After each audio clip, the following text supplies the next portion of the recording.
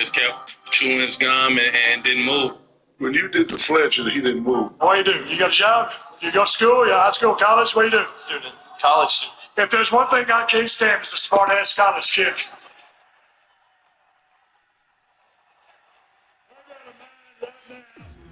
Don't never care to whoop ass on that there college student. Because all he's doing is drinking beer, taking place, sitting on his chest, chasing women. Last thing on that boy's mind is an education, and it chips my ass. Let's be somebody else here. How you doing, son? What's your name? David. What do you do for a living, David? Drive a truck. You drive a truck, do you? If there's one thing I can't stand, it's a sorry-ass truck driver. Just today, I was on my way out here to this here building, and a truck driver must have been driving too long without no sleep, drinking too much beer, and a something ran me off the road. Well, there's one thing I can't stand, David, it's a truck driver. I got a good man to grab you by that there shirt, pull you over my barricade here, and beat the living snot out of you right here in front of you. You think that's funny? What's your name, ma'am? Oh, Stacy. What do you do for a living, Stacy? I work for a Christian publishing company. If there's one thing I can't stand.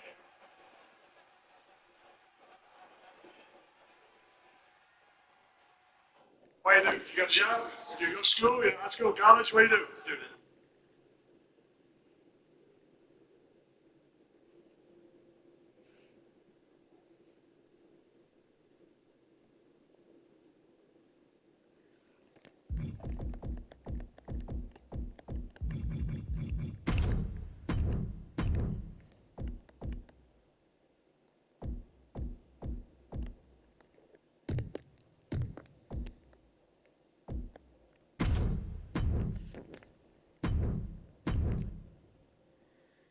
Who was the total package? That was a heck of a nickname Dusty Rhodes gave me, the American Dream. Because I want you to have the look, the brains, and I want you to be the total package. He came up with that nickname. He came up with the finish, the torture rack. He thought it showed my body and my abs. It wasn't an easy finish to execute in a lot of guys, but it turned out to be a really good finish for me. So, You know how many younger siblings have been put in the torture rack because of you? no doubt. It was a great finish. On the 2K game, rated so high because once you're in the rack, man, there's no getting out. How are you going to get out That's of it? outside interference. Yeah. Right.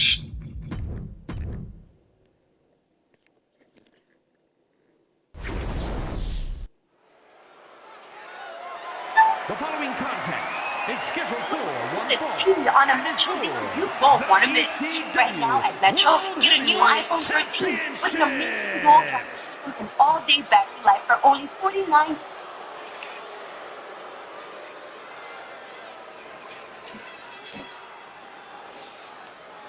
In Martin Scorsese's classic crime film Goodfellas, we follow the exploits of small-time crook Henry Hill and his mob associates. I've made several videos on Goodfellas and other crime films and shows such as The Godfather, The Irishman and The Sopranos, and will continue to do so, so feel free to check out the channel and subscribe if you like what you see. Before we continue, I just want to quickly say that this video is sponsored by Atlas VPN. Atlas VPN is a tool that encrypts your data and hides your virtual location. When you connect to a VPN server, your device is given a new IP and DNS address. All of the traffic is encrypted and routed towards the VPN server. When the traffic arrives at the server, the VPN server decrypts the information and allows the traffic to access the desired destination, thus giving access to media and websites of the selected location. One of the great benefits of using Atlas VPN is that it grants you access to geo-restricted titles on streaming services. As a crime film fan who's based in the UK, I've used Atlas VPN to watch films like Martin Scorsese's The Departed, which is not available in my area. All I had to do was choose a US server on the Atlas VPN app, log back into Netflix, and voila, there it is. Using Atlas VPN is simple. It's available across all devices from Windows, Mac, Android, and iOS, and can be used to unlock Disney+, Amazon Prime, BBC iPlayer, Hulu, HBO, and more, along with the data encryption and unlocking worldwide media. Atlas VPN also provides a data breach monitor feature, which helps keep track of your email account security.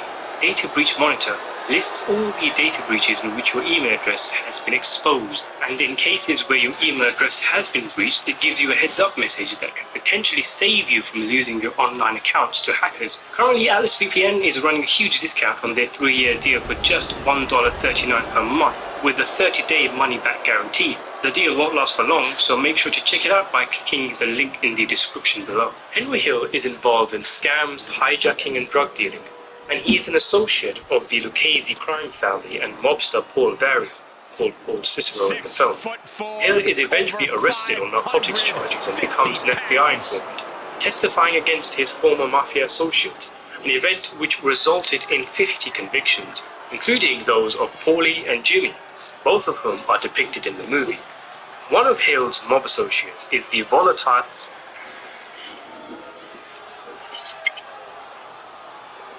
Well, according to news reports, $5.875 million got stolen, with $5 million of it in cash and $875,000 jewelry, which at the time made it the largest cash robbery committed on U.S. soil.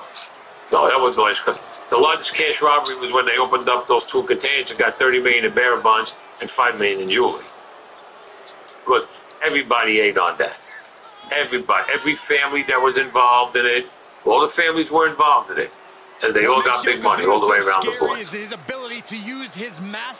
Because I guess all the families came in, all the bosses, and you guys just spent hours and hours just giving millions of dollars to all the different bosses. Well, the first $5 million, that was split up right away. Then I took the jewelry down to Florida. Maya got rid of it down there. He took his cut, I brought it back up. Then I had to drive the bearer bonds down there. I went down there with the bearer bonds. I had a Buick Grand National at the time. It's a muscle car. And when I was loading up the car with the money, me and my cousin, I had to rip out my back seat and take out the springs, and I was pounding the money in there, and I had to put just the material over it. And then I had money underneath where the trunk was. I had money underneath the ties and everything. And what we used to do, we used to drive during the day. At nighttime, we'd find a motel, park in front of it. I'd be in the car. My cousin would be in the room sleeping 4 hours. He comes out. I go in, sleep. He stays in the car. Because during the day, like I told him, I said, if we get caught with this money, I said, you know what's going to happen. They're going to confiscate it, and then we're dead. They'll kill us. Just says there ain't no 2 ways about it. But there was no other way to bring the money in. You talk about all that cash that we brought in. When we brought it in, I went down to Honey's lot on Carroll Street, and that's where we started dividing it up. But on that part of the money, the bosses themselves came down. They didn't send their captains down. The bosses came down themselves with the underboss to get their end. Evidently, they didn't want nobody to know how much they got. Well, I mean, just like in Goodfellas, I guess everyone was told, to keep a low profile, not to make any big purchases. But some guys went and started, buying a lot of stuff, and they got killed. Yeah. Looking at the champion, I guarantee there is no... Paulie Barry will give the okay for it. He had to give the okay for it. Jimmy Burke was the one that was having the killings done. But the guy Joe Pesci, who played Tommy, he got whacked a couple of years later. He got whacked. What happened with him, he had a lot of money, and he was living in Bensonhurst on, I think it was around 20th Avenue.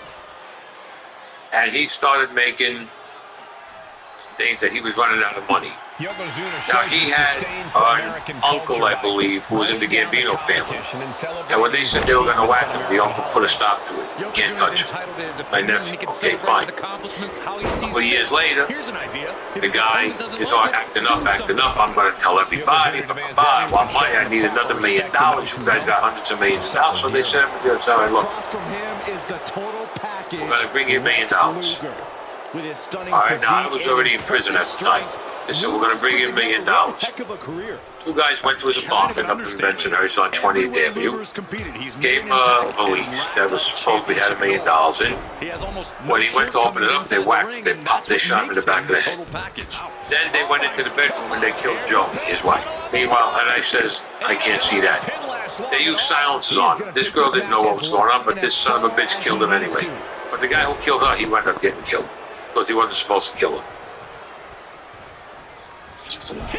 Play you for those ultras? Well, dropped him with a big shoulder tackle.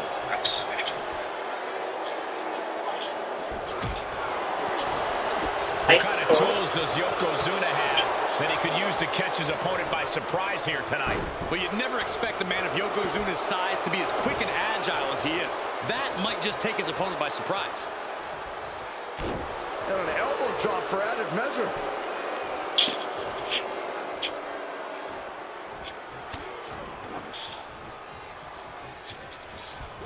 Caught the clothesline attempt. Countered into an STO. Looks like Luger's feeling it. Hey guys, I'm putting out this video today, and I made a mistake in it. I called the guy Frankie. His name was Jimmy Heidel. Luger cuts him off. How I mixed it up, Frankie was his brother. He was killed later on when I was gone with my crew. Was involved. Frankie Fab, I believe, was involved, and a few other guys. So I got the names mixed up a little bit. And basically that's what it is. The guy in the video I'm talking about, I call him Frankie, but his name is Jimmy Heidel. Frankie's his brother, who got killed a while later. So I wanted you to know that before you listen to the video and catch my little mistake. Thanks a lot. Enjoy the video. If you like it, press like, subscribe all the time. And adios, motherfuckers. Hey guys, I'm going to give you a pretty good story today. I think you're going to be surprised. There was a shooting of gas pipe. And there's a whole story of why it happened. So I'm going to begin with the story, and I'll get to the shooting later. Years ago, Angelo Ruggiero, John wasn't a captain, main guy, Angelo was the main guy. Angelo was accused of being a rat. They didn't know what happened or who he ratted on, but this came from the Gambino family. And, well, it actually came from the Lucchese family to the Gambino family. And there was a big investigation about it. There was no proof that he was a rat. So the whole thing just kind of petered out and went away. Where it came from was gas pipe back then, and supposedly a connection with cops or feds or whatever. And the story went from him to the boss, who was Tony Ducks at that time, and it went over to Paul Castellano. After Paul was taken out, and John Gotti was made the boss, that story never went out of Angelo's mind. He knew that gas pipe was the guy who made this story up, or brought it to light, or whatever it was. So he talked to John Gotti, and he wanted it. So John gave him the nod, go ahead. And Angelo Ruggiero went to a guy, Mickey Boy Paradiso, tough guy. He wasn't a captain at that time, he was a main guy, and he had a small little crew of rough guys around. They got the hit to take out gas pipe. They went to a place where he was normally going. He pulled in there, I believe, with a daughter. He caught the move as it was happening, just before he was shot. He got out, started to run away, made his daughter run the other way. They didn't go after the daughter. They went after him. They shot him a few times, but he got away. So much damage inflicted. Yoko says this one's over. The champ will stay champ. Gas pipe was the covers. Not only did Yokozuna pick up the win, He also retained possession. There was a of guy his in title. China, I believe his name was Frankie Heidel. The ECW World Heavyweight Champion, Yokozuna. This guy got in touch with these cops. They're going to make a movie about